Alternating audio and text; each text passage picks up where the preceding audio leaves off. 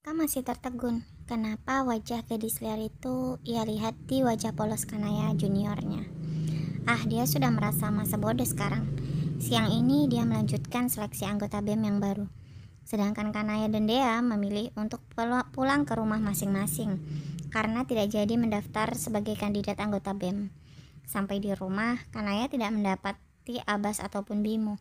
Seperti yang direncanakan, mereka pergi ke rumah orang tua Saka untuk membuat perjanjian, melunasi hutang dan menikah dengan Kanaya. "Maaf, mas-mas semuanya, ada yang bisa saya bantu?" tanya ayah Saka yang setengah ketakutan melihat Bimo dan Abbas serta beberapa anak buahnya. Maklum saja, dia takut mereka kreditur yang akan menyita rumah mereka. "Boleh saya duduk dulu, Pak?" "Bapak tenang saja, saya menawarkan bantuan untuk Bapak," ucap Abbas sambil duduk karena sudah dipersilahkan. "Saya datang ke sini ingin melunasi semua hutang Bapak, tapi dengan satu syarat." "Melunasi hutang saya? Yang benar, Mas?" "Iya, tapi saya mengajukan satu syarat. Anak Bapak dan Ibu Saka harus menikah dengan ponakan saya. Gimana?" Pak Rudi, ayah Saka, masih berpikir dua kali karena ini menyangkut anaknya. Jadi dia tidak bisa memutuskan sendiri. "Kalau boleh, saya tanya dulu dengan anak saya, boleh Mas? Besok saya akan beri jawabannya." Rudi berjanji kepada Abbas untuk memberi keputusan besok. Sepulangnya rombongan Abbas dari rumahnya, Rudi kebingungan sambil memegangi HP-nya yang akan menghubungi Saka atau tidak. Karena sudah terdesak, dia akhirnya bersama Susi istrinya menghubungi Saka. Saka yang sedang di kampus memantau jalannya pendaftaran kandidat BEM baru. Tiba-tiba ponselnya berdering. "Tumben ayah nelpon," ucap Saka sambil mengangkat panggilan dari ayahnya tersebut. "Saka, ayah bisa ngobrol penting sebentar. Kamu sedang di mana, Nak?" Dengan wajah penuh kebingungan, dia menjawab ayahnya. "Saka sedang di kampus ya. Sebentar, Saka cari tempat sepi dulu," ucap Saka yang kemudian keluar GSG dan menuju ke sekret BEM. "Jadi hal penting apa yang akan ayah bicarakan?" "Nak, ayah minta maaf harus menyeretmu ke dalam masalah. Tapi ayah minta tolong. Maukah kamu menikah dengan seorang gadis yang ayah mau?" "Hah? Ayah ngomong apa sih?" "Ayah terlilit hutang yang sangat banyak.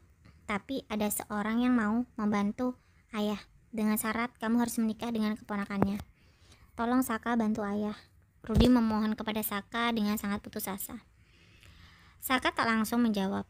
Kepalanya sekarang banyak pertanyaan sekaligus membuatnya tak habis pikir. "Maksud ayah gimana sih?" Saka tambah pusing ini. "Kalau enggak begini saja. Sekarang Saka pulang saja ke rumah. Nanti ayah jelaskan semuanya," ucap Saka langsung mematikan teleponnya. Dengan susah payah, Saka keluar dari kampus karena menghindari Rasti. Siang itu juga dia langsung menuju ke kampung halamannya. Membutuhkan waktu 3 jam ke sana. Karena lelah, Saka berhenti di sebuah warung. Di sana dia istirahat dan membeli makanan. Sejam kemudian dia melanjutkan perjalanannya. Dia sampai di rumahnya sekitar pukul 5 sore. Ketika ia memarkir kendaraannya, rumah dalam keadaan sepi. Jadi dia mengetuk pintu sambil memanggil ayah dan ibunya.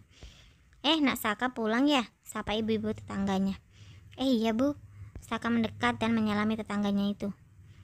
"Ibumu barusan pulang kok dari sawah. Mungkin lagi di belakang. Masuk aja," ucap ibu itu. Kemudian pamit pulang. Saka kembali mendekati rumahnya dan langsung membuka pintu. Ayahnya yang baru muncul dari pintu belakang terkejut melihat anaknya sudah datang. "Kamu udah sampai, Nak?" "Bu, ini Saka sudah sampai." Ayah Saka langsung memeluk tubuh anaknya. Bu Susi yang baru selesai masuk langsung menuju ke sumber suara dan mendekati sang anak lalu bergantian memeluknya. "Gimana kabarmu, Nak? Ibu kangen banget. Kamu kan udah lama gak pulang ke rumah." "Iya Bu, Saka lagi sibuk di kampus, jadi belum ada waktu yang pas." Untuk waktu yang cukup lama, Saka berkumpul makan bersama kedua orang tuanya. Pak Rudi juga menjelaskan perihal hutangnya dan orang yang menawari bantuan. "Sebenarnya ayah sama ibu gak enak harus melibatkan kamu, Nak. Tapi mau gimana lagi, ayah gak rela kalau sampai mereka menyita rumah dan sawah kita," jelas Pak Rudi terbata-bata. Seolah hanya Saka yang mampu menolongnya saat ini. Baiklah ya." Saka setuju untuk menikahi gadis itu. Lagi pula hanya dengan cara ini Saka bisa membalas budi kedua orang tuanya. "Terima kasih, Nak. Ayah tidak akan melupakan pengorbananmu." Mereka pun makan malam dengan tersenyum. Meski perasaan Saka kini mengambang, tapi entahlah. Dia rasa memang sepantasnya dia melakukan ini. Pagi harinya dia buru-buru pulang karena masih ada bimbingan, dan siangnya adalah jadwal lanjutan untuk seleksi kandidat anggota BEM lagi. Setelah tadi malam diskusi, ayahnya sudah menghubungi Bimo untuk mengadakan acara pertemuan keluarga nanti malam. Orang tuanya menyusul menggunakan bus nanti siang. Di kampus, Kanaya sedikit malas karena harus melakukan presentasi kelompok. Dia yang melihatnya berpikir kalau Kanaya tidak bersemangat karena kemarin Rasti menyiramnya. Iya, nanti siang jadikan kita daftar. Nanti siang jadikan kita daftar BEM. Gimana ya? Kanaya berpikir karena hari ini dia sangat malas. Tenang aja, Nay, Kak Rasti nggak berangkat kok, soalnya dia kepleset di kamar mandi kampus kemarin, haha. Biar tau rasa dia kan. Hah, kok bisa? Ya nggak tahu, Nay. Ada yang nemuin dia di kamar mandi, udah teriak-teriak nggak jelas gitu. Kanaya sedikit terhibur dengan perkataan dia tadi. Dia justru setuju untuk melanjutkan pendaftaran BEM. Jadi dia setuju untuk melanjutkan pendaftaran BEM.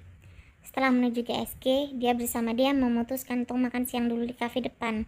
Kali ini Kanaya memberanikan diri untuk menraktir dia. Perlahan dia akan membuka semua hal tentang dirinya yang asli. Sesampainya di GSG, dia melihat beberapa orang penting di BEM sedang menginterview mahasiswa yang akan mendaftar. Salah satunya di sana ada Saka dan juga Dedi. Dan Kanaya memang sedari tadi melirik ke arah Dedi. Kali ini dia harus berhasil mendekati Dedi. Dia berharap Dedilah yang menginterview dirinya alih-alih Saka. Kanaya gemelar. Salah satu panitia penerimaan itu memanggil namanya. Kanaya berdiri dan siap mengambil meja Dedi. Maaf Kanaya, kamu ke meja Kak Saka ya. Pupus sudah harapan Kanaya untuk lebih dekat dengan Dedi. Tapi tak apa. Dia jadi bisa melihat wajah calon suaminya lebih puas. Meski nanti malam mereka akan bertemu juga. Saka terlihat begitu serius, membuat Kanaya jadi canggung harus berakting cupu. Ketamanan Saka membuat dia gagal fokus. Dia sangat ingin menyentuh wajah Saka sekarang. Tapi sudahlah, ya sudah. Sebentar lagi dia juga akan bisa menyentuh seluruh tubuh Saka secara halal. Enak banget kamu Nay bisa interview sama Kak Saka, ucap dia yang mereka berdua telah sama-sama sudah selesai interview. Biasa saja deh, aku malah berharap Kak Dedi tadi, malah dapetnya Saka. Haha Nay, kamu lucu. Iya, kamu mau kemana sekarang? Langsung pulang? Kayaknya sih iya, aku ada acara penting nanti malam. Mereka berdua pun berpisah di depan gedung GSG. Karena dia lebih dulu pergi, sedangkan Kanaya berjalan menuju gerbang.